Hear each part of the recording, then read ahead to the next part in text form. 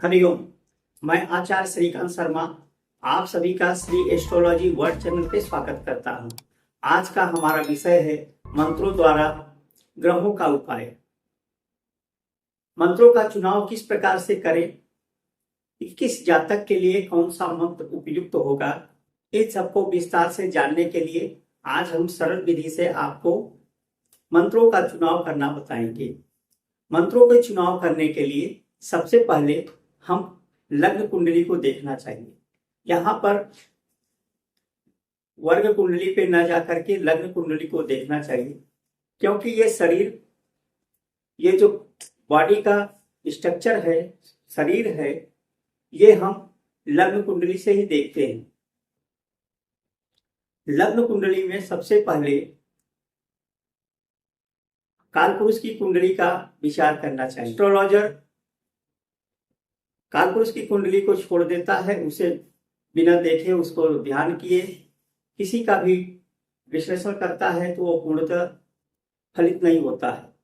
तो जैसा कि हम सभी कालपुरुष के कुंडली के ही जेरॉक्स कॉपी हैं, किसी में अधिक स्याही लग जाता है, किसी में कम स्याही लगता है, कोई कलरफुल हो जाता है, कोई डीम रहता है।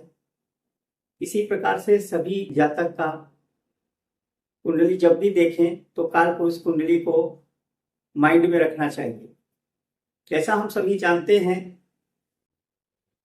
12 घर होते हैं, जिसे हम भाव भी कहते हैं। पहला, 5वां और 9वां जो घर होता है वह अग्नि तत्व कहा जाता है, क्योंकि मंगल का घर अग्नि तत्व है। इसी प्रकार से दूसरा, 6ठा और 10वां घर ये पृथ्वी तत्व है। तीसरा, 7वां और 11वां वायु तत्व है। 4, 8, 12 ये जल तत्व है। इसे अपने माइंड में ख्याल रखना चाहिए, अपने दिमाग में ये ख्याल रखना चाहिए।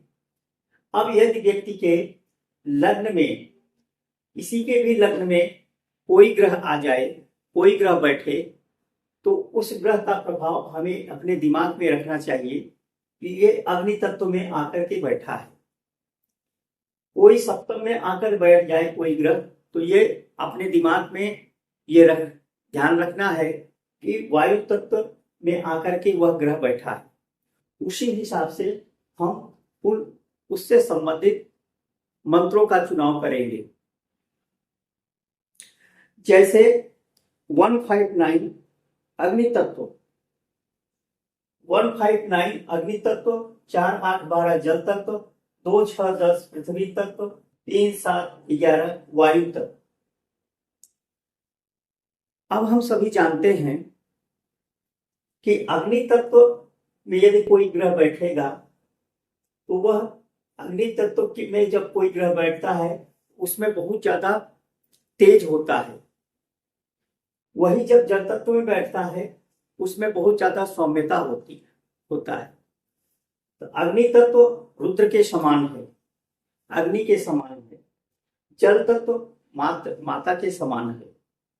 जल हृदय को भी यहां से रिप्रेजेंट करते हैं। उसी प्रकार से, जिस प्रकार से भगवान श्री रामचंद्र की कुंडली में सप्तम भाव में उच्च का मंगल बैठा हुआ है, 7वें भाव में उच्च का मंगल है, जबकि उनके जो 7वें भाव बनेगा वो पृथ्वी तत्व। तो वहां पर हनुमान जी पृथ्वी तत्व, पृथ्वी रूप में पृथ्वी पुत्र नहीं थे, वे वायु पुत्र थे। राम के जीवन में हनुमान जी आए तो वायु पुत्र के रूप में आए।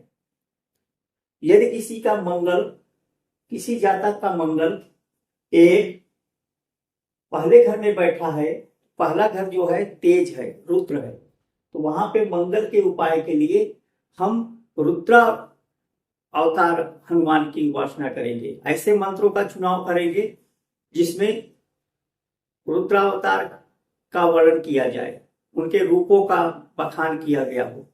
जैसे यदि अग्नि तत्व में मंगल बैठ जाए, 1, 5, 9 में यदि मंगल बैठा हो, तो ऐसे जातक को हनुमान जी को के मंत्रों के लिए ओम हम रुद्राय हनुमते नमः, उसी प्रकार से जब पृथ्वी तत्व 2, 6 और 10वें भाव में यदि मंगल बैठा हो तो ऐसे जातक को, क्योंकि अंजनी पुत्र पृथ्वी पुत्र के रूप में थे, तो अंजनी पुत्र, तो यहाँ पर ओम नमो भगवते अंजनेयाय महाबलाय स्वाहा इस मंत्र का जाप करना चाहिए। उसी प्रकार से सप्तम भाव में जब 7वां भाव वायु है तो यहाँ पर हनुमान को वायु पुत्र के रूप में पूजना चाहिए। तो इसके लिए जो मंत्र उपयुक्त मंत्र है वो ओम वायु पुत्राय नमः या ओम रामदूताय नमः, क्योंकि राम के जीवन में हनुमान जी वायु के रूप में आए थे, वायु पुत्र के रूप में आए थे। क्योंकि जैसे ही भगवान श्री राम जी का दर्शन हुआ हनुमान जी को, हनुमान जी का राजयोग शुरू हो गया, क्योंकि ईश्वर के दर्शन मात्र से व्यक्ति का राजयोग स्टार्ट हो जाता है। महर्षि पराशर ने बृहद पराशर होरा शास्त्र में वर्णन करते हुए बताया है कि यदि लग्न में कोई ग्रह बैठे हो तो उस ग्रह से संबंधित देवता को नमः करना चाहिए। नमः करने मात्र से, झुकने मात्र से, देवता के आगे झुकने मात्र से हजारों पाप नष्ट हो जाते हैं। महर्षि पराशर ने बताया है कि शूलधारी गुरु यदि लग्न में हो तो शूलधारी को नमस्कार करने से हजारों पाप नष्ट हो जाते हैं। शूलधारी यहाँ पर भगवान रुद्र या शिव को कहा जा सकता है। तो आज हम लग्न के बारे में चर्चा करेंगे। लग्न में यदि हमारे कोई ग्रह बैठे हों तो महर्षि पराशर ने किन किन देवताओं की पूजा के लिए बताया है, किन किन देवताओं के नमः नाम मंत्र के सामने नमः लगाना है। तो मंत्रों के पहले यानी इष्ट देवता के पहले नमः लगाने से और इष्ट देवता के नाम के बाद नमः लगाने में जमीन आसमान का अंतर है। जैसे ओम नमः शिवाय, तो पहले जो लगाएंगे नमः, यदि हम पहले लगाते हैं तो हम उनके जो है काफी मतलब नमस्कार कर रहे हैं। तो नमस्कार जब करते हैं व्यक्ति तो वह हजारों पाप नष्ट होते हैं। और जब नाम के बाद जैसे ओम शिवाय नमः, शिवाय नमः के बाद यदि नमः लगाते हैं, नाम के बाद लगाते हैं, तो उसका अर्थ होता है कि हम ईश्वर के कितने करीब जाएं। तो जब तक व्यक्ति पापों से मुक्त नहीं होगा तब तक वह शिव के करीब या इस इष्ट के करीब नहीं जा सकता। तो पहले तो हमें पापों को नष्ट करना है, इसलिए नाम के पहले नमः, ओम सूर्याय नमः, ओम नमः सूर्याय नहीं करना है, ओम नमः सूर्याय, ओम नमः शिवाय। इस प्रकार से तो आज हम शुरू करते हैं सीरीज कि यदि लग्न में सूर्य, महर्षि पराशर ने बताया है यदि कुंडली के लग्न में सूर्य विराजमान है, सूर्य बैठे हैं, तो ऐसे लोगों को अग्नि की पूजा करनी चाहिए। अग्नि के रूप में या तो स्वयं सूर्य की उपासना करना चाहिए या गायत्री देवी की उपासना करना चाहिए, गायत्री मंत्र का जप करना चाहिए। ओम नमः सूर्याय, ओम नमः सूर्याय, इस प्रकार से मंत्रों का जप करना चाहिए।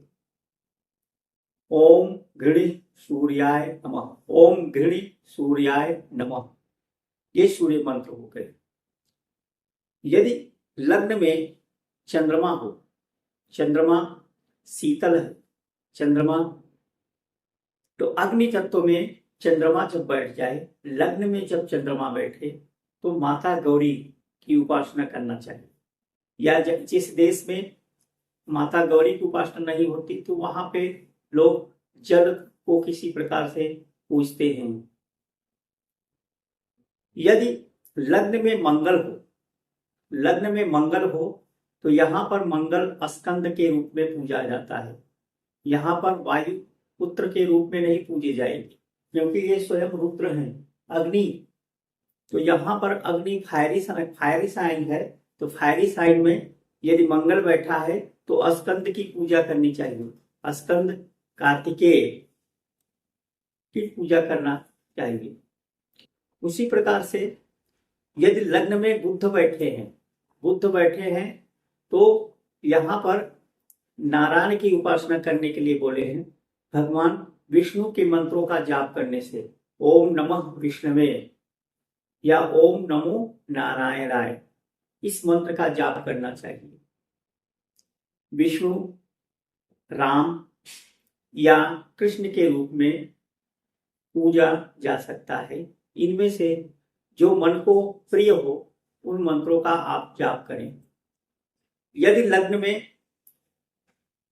गुरु विराजमान हो तो जैसा कि पहले ही बताया, शूलधारी को नमस्कार करें। तो यहाँ पर गुरु बैठे हों तो ऐसे लोगों को शिव को नमस्कार करना चाहिए। नमः मंत्र से शिव के नामों का जप करना चाहिए।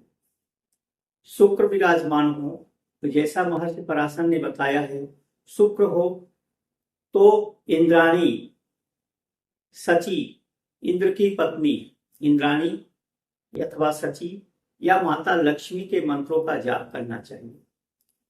यदि लग्न में शनि हो, शनि जैसा कि